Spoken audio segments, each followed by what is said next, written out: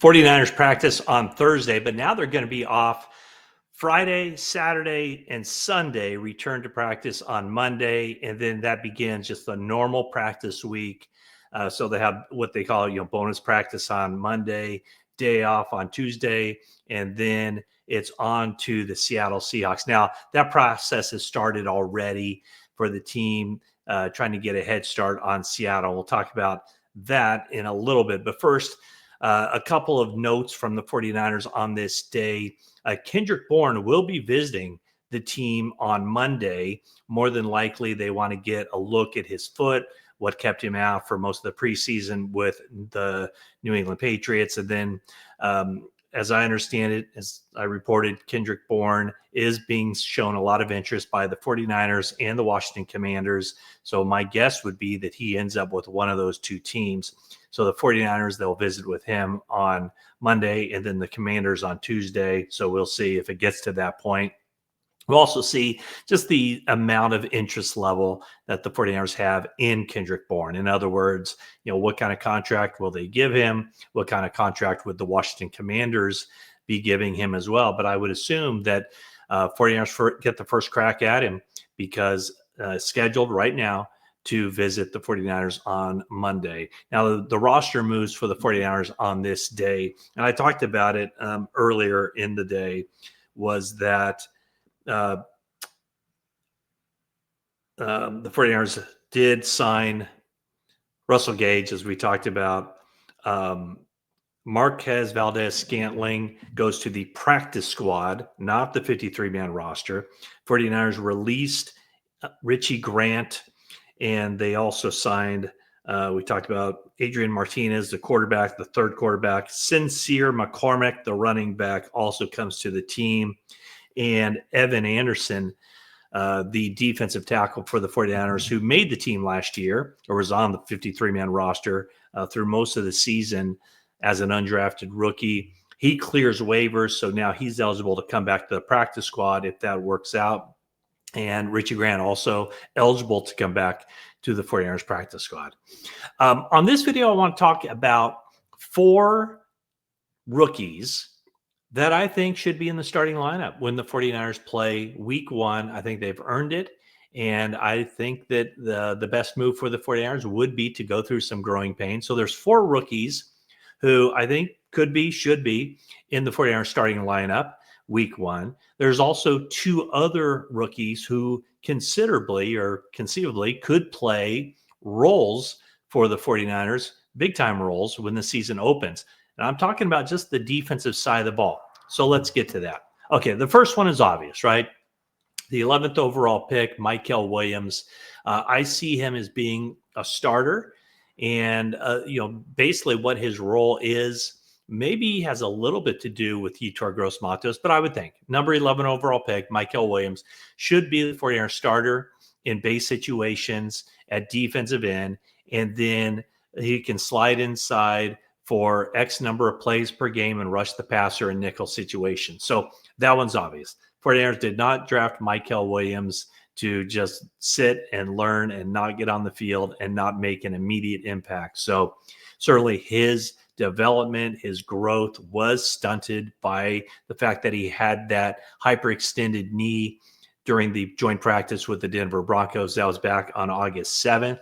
But Mykel Williams back at practice, working, and I think should be one of the guys that starts the first pick for the 49ers in this draft, their top pick. Well, he'll be out there.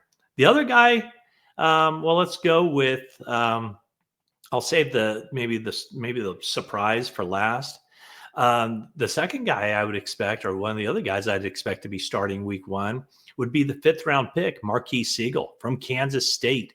John Lynch spoke on the radio on Thursday on KNBR and talked about this metric that the 49ers analytics guys have created called Swarm, where it's basically how fast do these safeties rally to the football, how quick after a catch, or just how quickly do they swarm to the football.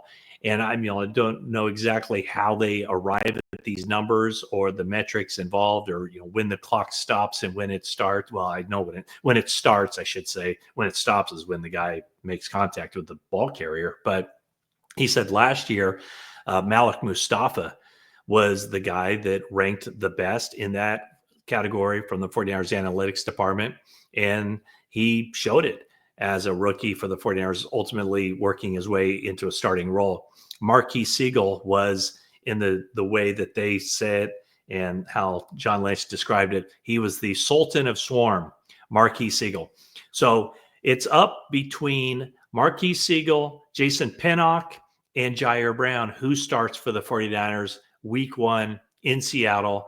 Marquis Siegel, I think, should be one of those guys. My guess would be Marquis Siegel and Jason Pinnock are the starters, but we'll see how the 49ers do with that. And speaking of week 1, I did have an opportunity to talk to Siegel, ask him some questions on Thursday. He said, oh, yes, he is already diving in. I shouldn't be already. I mean, that this is the next team on their schedule. But Marquis Siegel is looking at the Seattle Seahawks, and he feels like he's come a long way. He missed the offseason program with a groin injury. He had that surgery done, the core muscle surgery done in the offseason. Since he's been in training camp, he's been 100%, and he has made an immediate impact and shown all the things that the 49ers would like in him, including the ability to tackle in the open field. So Michael Williams, Marquis Siegel, two guys that I think should be in the 49ers starting lineup. Now, these other two guys are more specialty players, but I still count them as starters. One is Upton Stout, the nickelback. So he'd be playing 2/3 of the snaps for the 49ers as the nickelback. It's a role that he didn't play during the preseason games because he was injured with the calf injury. He's back. He's a full go. In his place, Chase Lucas played that role and played it very well. In fact, Chase Lucas, I think, he earned the role as being perhaps the 49ers' top outside cornerback, while also being their top backup, I should say, top backup outside cornerback behind Renardo Green and Diamador Lenore.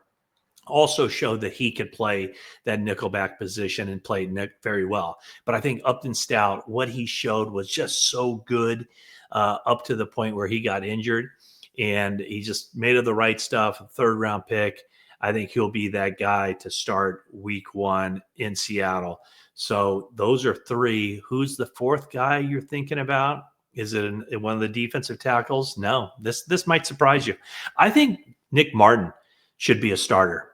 And it's not at the weak side linebacker spot in place of D. Winters. I think D. Winters has won that job, but Nick Martin has put himself with just his steady improvement. Maybe at some point Nick Martin does take over for D. Winters at the weak side linebacker spot. But I think Nick Martin should be a guy that after he's been at the weak side linebacker spot, I think he should shift over to strong side. And yes, it's only for about 1/3 of the snaps. It's the 49ers base defense when they have the 3 linebackers out there. And in today's NFL, that doesn't happen too often. But I would think that Nick Martin should get a long look there. If the 49ers are trying to get their 3 best linebackers on the field, I think Nick Martin is certainly trending in that direction. And the player that they have out there and they're using is Luke Gifford. But I think Nick Martin is the guy who should be with a week of work and kind of sinking his teeth into that strong side linebacker position. I think that those 4 guys should be the rookies who are in the starting lineup. Michael Williams, Nick Martin, Upton Stout, and Marquis Siegel. So those are the 4 guys. And of course, that means that I did not include CJ West or Alfred Collins. I think right now, and Clea Davis is going through something, a leg injury, but I think Clea Davis and Jordan Elliott are the 2 guys on the interior who showed to be the best 2 defensive tackles in training camp. Elliott did come back from a back injury, but yeah, I think with his experience, with everything else, and maybe the lack of experience of the other 2 guys, the rookies I'm going to mention here, I think that would be probably the 49ers' best starting defensive front as far as the defensive tackles would be, to include Clea Davis and Jordan Elliott. But I think there is plenty of room for fourth round pick CJ West to get in there. He got off to a really good start in training camp. Maybe didn't continue to do all that much, but CJ West will be part of a rotation. 49ers will have 8 defensive linemen, I would assume, active on game day. They'll each get a lot of playing time. CJ West is one of those guys. And I think Alfred Collins, too, will probably be one of those guys. I'm not sure how much playing time he gets initially.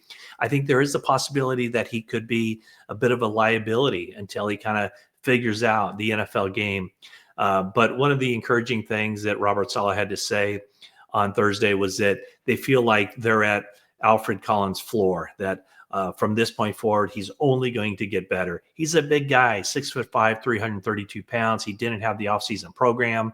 Now, Marquise Siegel didn't have the offseason program either, but it's a different position, and he's really come on, Siegel has. And now it's Collins just trying to figure this thing out. So that's where I think the 49ers are with 4 rookies who have put themselves in position to be starters. 3 of them in the base defense, 3 of them in the nickel defense, and then the rotational players, CJ West and Alfred Collins. So that is how I see the 49ers rookie class after showing a lot of good things and also a lot of growing pains during the offseason program to training camp to the preseason game. So thanks for watching this video. And that is it for now. That's all I have to say on this day.